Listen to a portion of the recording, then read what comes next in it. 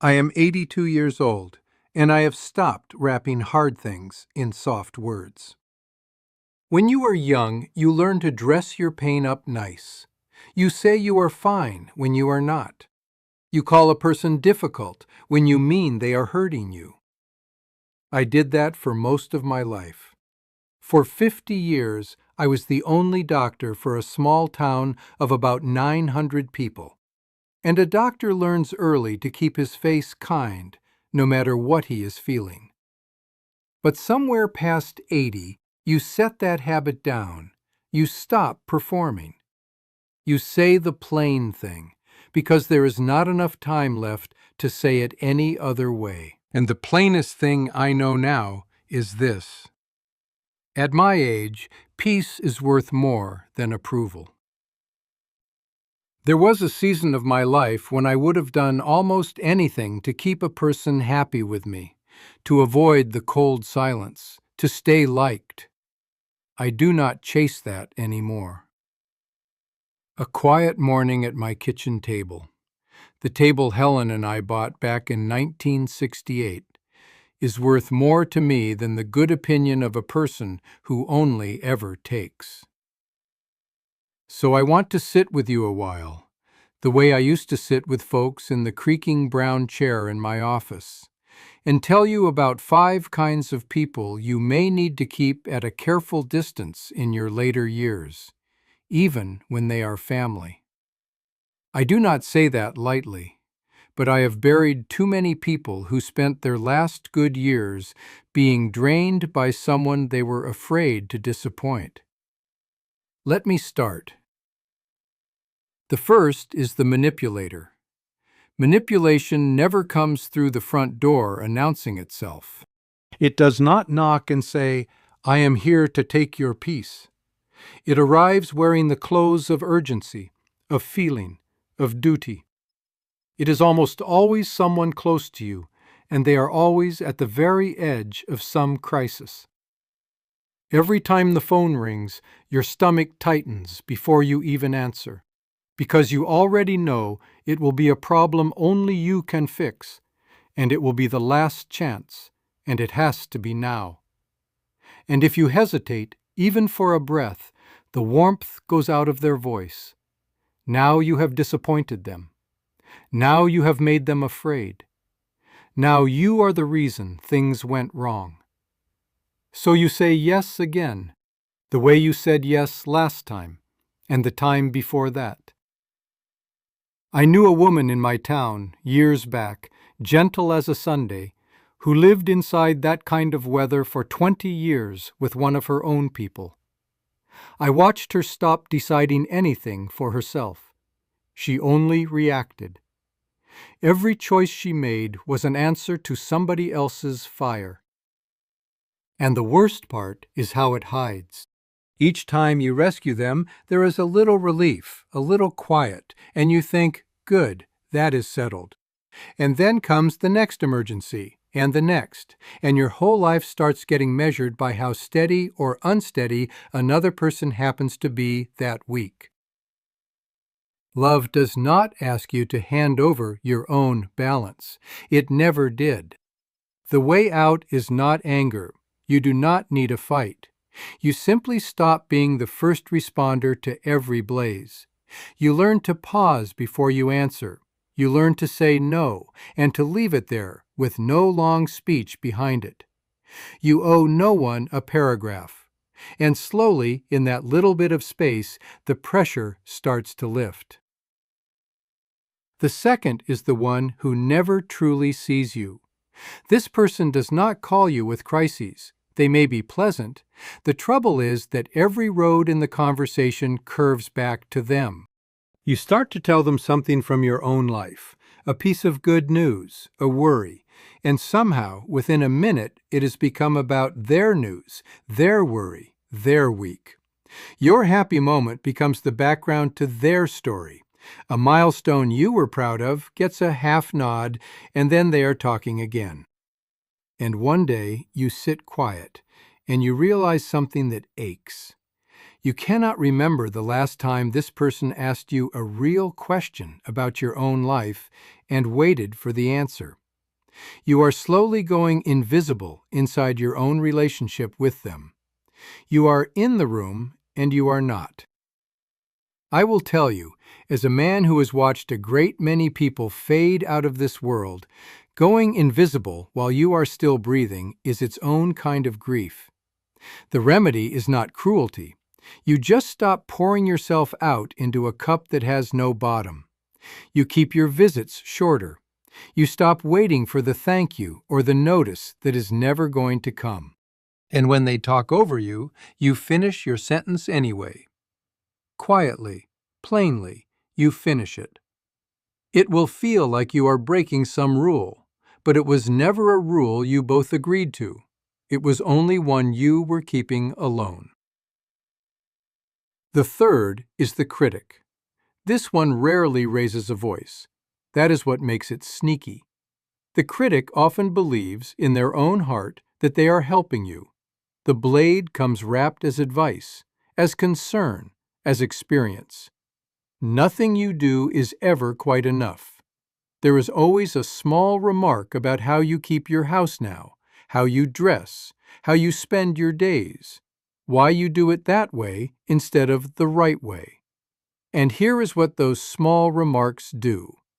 You carry them home. You lie in bed and you replay them, and you start to wonder if maybe they are right about you. It does not knock you down all at once. It is slower than that. Drop by drop, it reshapes how you see your own self in the mirror. I had a fellow come into my office one winter, a good man, with the radiator knocking away in the corner, and he could not tell me what was wrong because nothing was wrong, exactly. He just felt small. And when we talked it through, it came out that he had spent 40 years living next to a voice that found fault with everything he touched. He had come to believe that voice instead of his own life. So here is the thing I told him, and I will tell you. Not every opinion has earned a place inside you. Some words are just noise, even when they come from a familiar mouth. You can hear a thing and set it right back down. You do not have to defend every choice you make. You do not have to explain your own life as though it were on trial. You can say, "All right, I hear you," and then go on living in the direction you were already headed.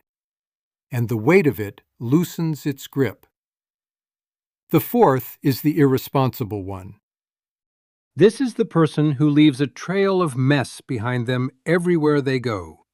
The missed payments, the promises that come to nothing, the bad decision, then the crisis the bad decision made, and always, always the expectation that somebody else will come clean it up. And we older folks get picked for that job because the younger ones quietly assume we have extra time, extra patience, a little extra put away. They look at us and see a safety net. Let me tell you about a young man named Merle. He was kin to me, on Helen's side, and he was not a bad-hearted boy. I want to be fair about that. But he was lazy in the bone and careless with everything that touched him, and charming enough that people kept handing him another chance. He drifted from one job to the next, and somehow nothing was ever his own fault. The boss was unfair. The town was dead. The luck went bad. He asked if he could stay with me a little while, just till he got on his feet. And of course I said yes, because that is what you do for family. A few weeks, I figured. Those weeks turned into months. The mess piled up in the corners of my house, the bills climbed, and the peace I had built so carefully in my own home, the slow oats in the morning, the walk down to the mailbox and back, the quiet, all of it just drained away. I started waking up irritated in my own house, and I could not even say so. Then came the afternoon that settled it. I had spent the whole morning sitting in a waiting room, worrying about this old body of mine, the way you do at my age. I came home tired, and there was Merle, 3 in the afternoon, stretched out idle, not a thing accomplished, waiting on supper. And I stood in my own kitchen and I thought, plain as day, why am I carrying a grown man on my back who will not carry himself? Now, folks my age were raised to endure. We were raised to help family no matter the cost, to never turn one of our own away. And there is honor in that. But I have learned there is a wide difference between helping a person through a hard patch and feeding a pattern that has no end to it. One lifts a man up. The other one just keeps him down and takes you down beside him. So I did not yell. I do not have it in me to yell anymore, and it would not have helped. I sat Merle down at the table, the one set for more than two, and I told him the truth, gently, that he had about a month to find his own place. Just honesty, no heat. And he acted shocked, offended even, as though I had wronged him. That is how it goes. But here is what I want you to hear. After he was gone, the quiet came back. The peace came back. And, I will be honest with you as a doctor, even some of my health seemed to come back. Because I will tell you a thing folks do not credit enough. Carrying that kind of weight wears harder on an old body than the young ever understand. Stress does not just sit on your mind, it sits on your bones. The fifth one sounds smaller than the rest. But do not let that fool you. It is the ungrateful person. This is the one whose lack of thanks is not loud, it is chronic, and it wears a groove in you over the years. When your honest giving is treated every single time as nothing more than what was owed, you begin to feel like you have gone invisible from the heart out. They rarely say a real thank you. Nothing you bring is ever quite enough. You give your time, and they mention the time you did not give. You offer help, and they remark on how you did it wrong. You sacrifice something, and they act as though you have merely done your duty. And slowly, the warmth in you that wanted to give turns cool and turns into resentment. And that is a sorrowful thing to feel. For a good while, after I closed my practice, I used to drive a handful of the older folks from around here, ones with no one left to take them, out to see the country in the autumn when the hills go gold. And once a year, I would set out a big supper at my house for them. It mattered to me to do it. There was one woman in that bunch, Odette, and Odette could find the flaw in a sunrise. One drive was too cold, the next was too crowded. I picked the wrong road. And then came the autumn. I spent the better part of 2 days cooking that supper, every dish, the whole table laid out the way Helen would have wanted it. And the only thing Odette had to say, the only remark, was that one of the dishes had come out a touch dry. I drove home that night, and I will not pretend otherwise, I felt hollow and worn straight through. But sitting at that kitchen table afterward, I came to understand something I should tell you. Gratitude is the air the heart breathes. People need to feel appreciated the way a plant needs the sun. And the older we get, the more we need it, because so many of us already feel set aside, already feel like the world has quietly closed the door. A real thank you warms an old heart in a way you would not believe. So I will say it plain. Stop overextending yourself for people who hold your kindness so cheap. Take all that good energy and pour it where the care runs both directions. That is not bitter, that is wise. And once you do it, you will feel your whole life get lighter. Now, let me close. When you are young, you think a life is the things you achieve, the work, the children, the house, and the note you owe on it, the goals you are chasing down the road.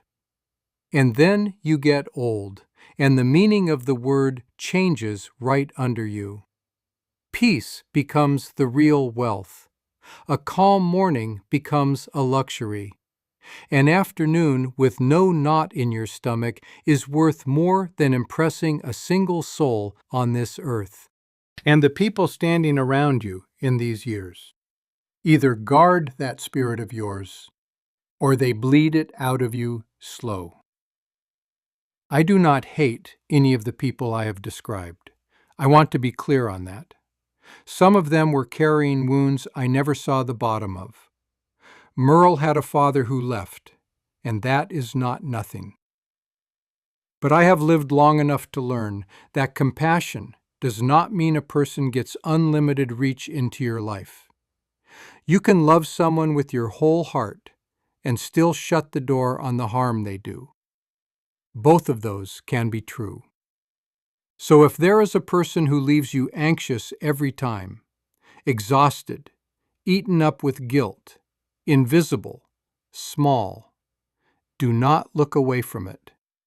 Do not tell yourself it is fine when it is not. You are past the age for that.